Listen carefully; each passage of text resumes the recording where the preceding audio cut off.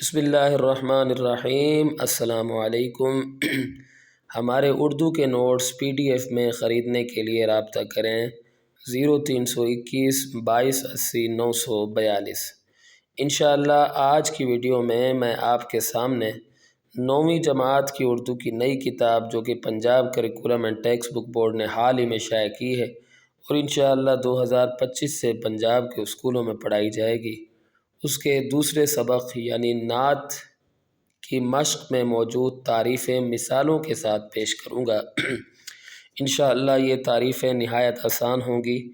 اگر آپ میری سابقہ ویڈیوز جو میں نے اس کتاب کے بارے میں بنائی ہیں مکمل طور پر دیکھنا چاہتے ہیں تو اس ویڈیو کی ڈسکرپشن میں موجود لنک کو وزٹ کریں۔ تو آئیے ویڈیو شروع کرتے ہیں۔ سب سے پہلے ہے مصرع۔ مصرع کی تعریف ہے شعر کی ایک سطر کو مصرع کہا جاتا ہے، مثلا خدایا اول و آخر بھی تو ہے۔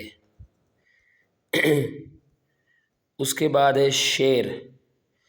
دو ہم وزن اور ہم خیال مصرعوں کو شعر کہا جاتا ہے، مثلا آفتوں کے دور میں چین کی گھڑی ہے تو۔ پھر قافیہ۔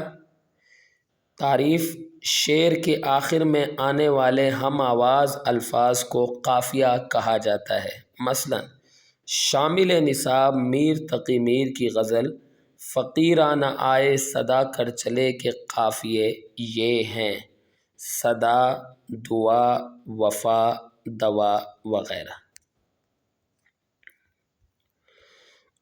اس کے بعد ہے ردیف۔ تو ردیف کس کو کہتے ہیں؟ جیسا کہ یہاں لکھا ہوا ہے، اس کی تعریف ہے کہ شعر میں قافیے کے بعد بار بار آنے والے لفظ یا الفاظ کو ردیف کہا جاتا ہے، مثلا فقیرا نہ آئے صدا کر چلے، میاں خوش رہو ہم دعا کر چلے، درج بالا شعر میں کر چلے ردیف ہے۔ یہ جو لکھا ہوا ہے آخر میں ایک جیسے الفاظ آ رہے ہیں یا لفظ آ رہا ہے، الفاظ یہ کر چلے دو الفاظ ہیں، تو یہ کیا ہے؟ اس کو ردیف کہتے ہیں۔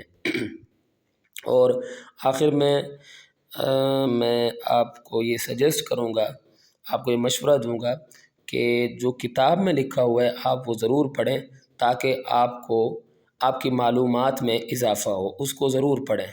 اگرچہ یاد یہاں سے کر لیں لیکن جو کتاب میں مواد لکھا ہوا ہے اس کو آپ ضرور پڑھیں۔ تو یہاں اگر ہماری ویڈیو اختتام کو پہنچتی ہے، امید کرتا ہوں کہ آپ کو میری ویڈیو پسند آئی ہوگی۔ اگلی ویڈیو تک کے لیے مجھے اجازت دیں۔